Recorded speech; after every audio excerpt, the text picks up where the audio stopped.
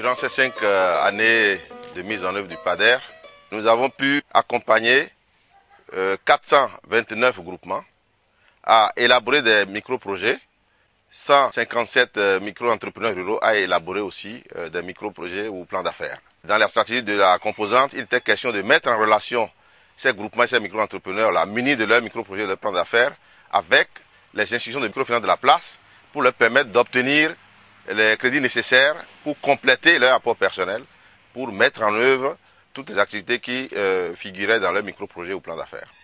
Alors à ce niveau, nous avons donc pu, au niveau des 429 groupements, faire acquérir jusqu'à 312 millions de francs CFA de crédit. Et pour les 154 micro-entrepreneurs ruraux, jusqu'à 127 millions de francs CFA. Et ce qui leur a permis de développer les activités de de revenus et d'améliorer un tant soit peu leurs revenus. Il faut dire aussi que dans la sous-composante appui à la mise en marché des produits, un certain nombre d'activités ont été menées, notamment un inventaire des études de marché qui avaient été réalisées avant l'avènement du PADER pour permettre d'identifier les grands opérateurs commerciaux avec qui nous avons par la suite essayé de mettre en relation ces groupements et ces micro-entrepreneurs que nous appuyons en vue de leur permettre de faire ce que nous avons appelé la commercialisation groupée de leurs produits. Cette expérience n'est pas arrivée complètement au bout, mais nous sommes arrivés déjà à l'étape où ces groupements et ces micro-entrepreneurs organisés pouvaient déjà commencer par signer des contrats commerciaux avec de gros acheteurs.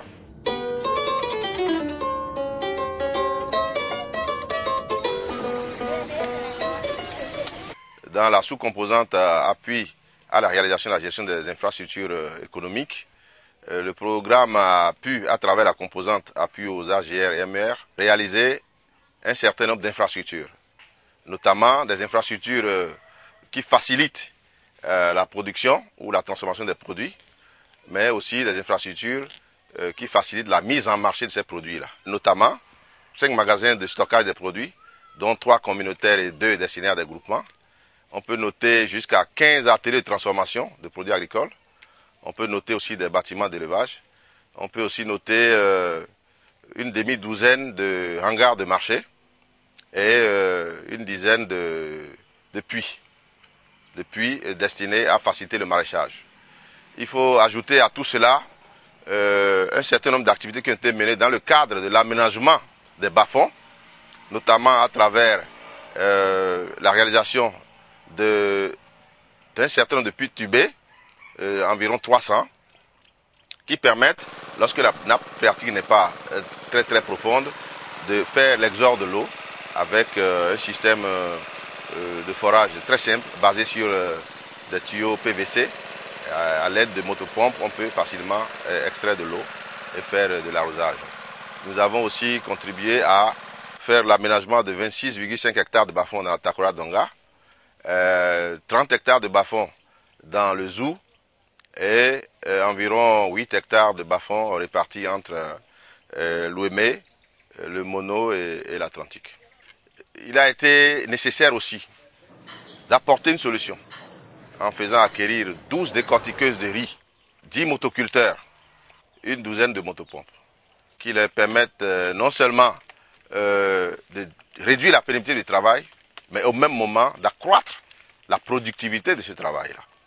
En analysant les conditions qu'il fallait mettre en place pour la durabilité des actions qui étaient entreprises, un certain nombre de choses ont été réalisées, notamment la mise en place de 5 unités pilotes de formation.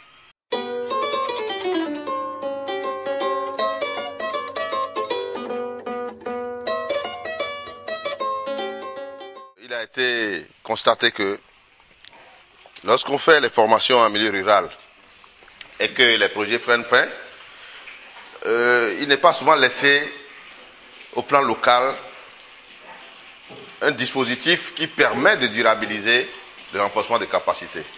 Donc c'est de là qu'est née l'idée de la mise en place des unités pilotes de formation, dont celle de Doya à l'époque où nous nous trouvons actuellement. Ici, c'est un bien, c'est une infrastructure, c'est un centre de formation, comme je l'ai dit, communautaire en réalité. qui est animé par un formateur endogène, lui-même ayant été recyclé au préalable. Alors, le centre est équipé de façon assez modeste. Il est pensé qu'il fallait, à partir de ce centre, donner des capacités aux transformatrices d'ananas en jus, de façon à ce que la technologie puisse évoluer, qu'on passe un peu de la technologie traditionnelle vers une technologie pas trop coûteuse, mais qui réduit la pénibilité du travail et accroît pas au même moment la productivité de ce même travail-là. Alors ici, il y a un broyeur. Un broyeur qui permet de broyer l'ananas. Et lorsque l'ananas est broyé, l'opération continue ici, ou à l'aide d'une presse. L'ananas broyé est pressé évidemment, et puis ça donne facilement le jus. Ce jus-là ayant pris déjà par un tamis, parce que la presse comporte un tamis, qui permet en même temps de filtrer le jus que l'on récolte. Une fois le jus pressé, il y a ici un autre équipement qui permet de stériliser en fait les bouteilles. Et lorsque les jus sont embouteillés, ça revient ici pour la pasteurisation. Ce dispositif au niveau villageois permet aux formateurs endogènes de recevoir d'autres bénéficiaires qui ont besoin de se faire renforcer dans le domaine de la transformation de l'ananas en jus et de leur donner la technologie minimale en espérant que sur la base des microcrédits que ceux qui viennent prendre des formations ici pourraient obtenir, puissent aussi développer cette technologie-là au niveau de leurs unités de production. Ce faisant, on aurait apporté un plus à la technologie traditionnelle qui était utilisée avant l'avènement du projet.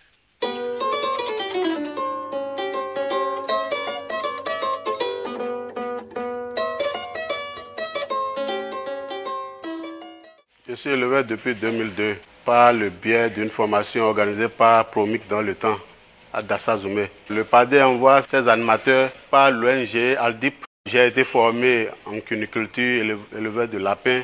J'ai suivi des formations grâce au PADER. Ils m'ont pris comme gérant d'une unité de pilote que voici.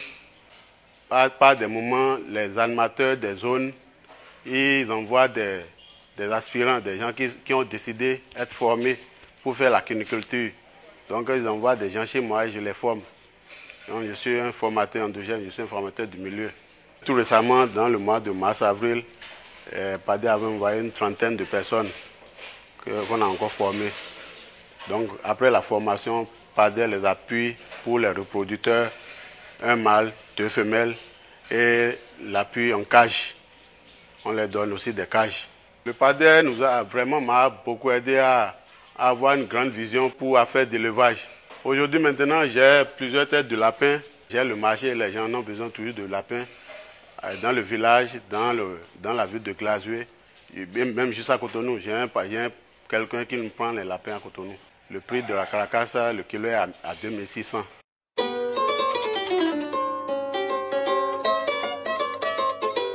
Par l'élevage même, on trouve les crottes là pour faire la culture d'ananas, ce qui donne de l'engrais vert. Donc, à base de ces engrais verts-là, nos produits agricoles qu'on fait dans les champs voisins là produisent plus. Donc, je trouve de revenir dans l'élevage de lapins et aussi dans les produits agricoles. C'est par l'élevage, par le biais de l'élevage que j'ai fait la construction qui est à côté avec la concession qui entoure. Il y en a peu aussi un moto pour mon déplacement.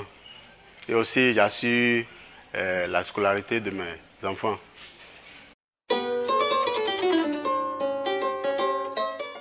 Tout le monde sait que la viande est douce. Donc, si tu fais le lapin, tu dois manger la viande.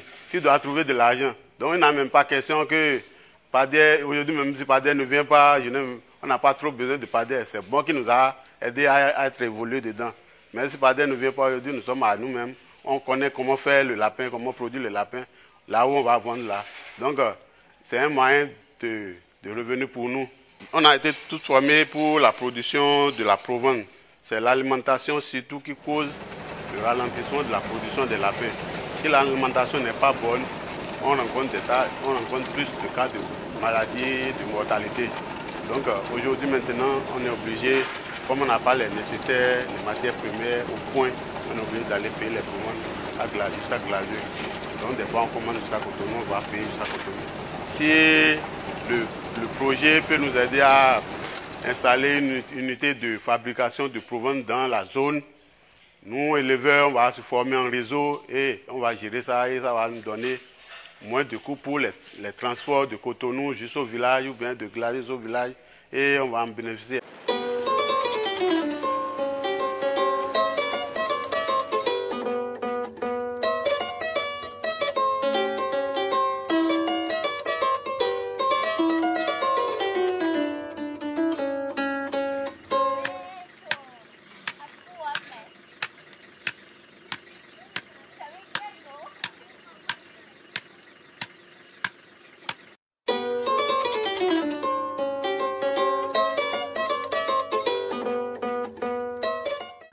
Punta sepesa ka kwase tana pade to wana to ante to ele pade ni tamane sana to mbudo e kono to num magasin e kono to pata wundina machine na ngina siti se petane e ma to ISF e do mata ti higna to pelmo lo patam ke degbe ka tana pasang na to e sana to formation na to to bali te na chao na to ko na petane pade sana to lu na ni tu siti ka machine number to bi weta to sok nang kala sake na ta pale puso ye machine number bu mata machine patona eni dungna eni nangna eni lagna betne ye mbo bi ba no pa yulun ke chame sanam busan nan lagni to bi weto na puese se tu ma kat lagna na bu jon dangi tu te mo dungu ka machine na lang nang to esna ma yulun la nan la ese ngina sana la ka chono to mpaso me no machine na tu mata pa sak na le chonan la ke akul mo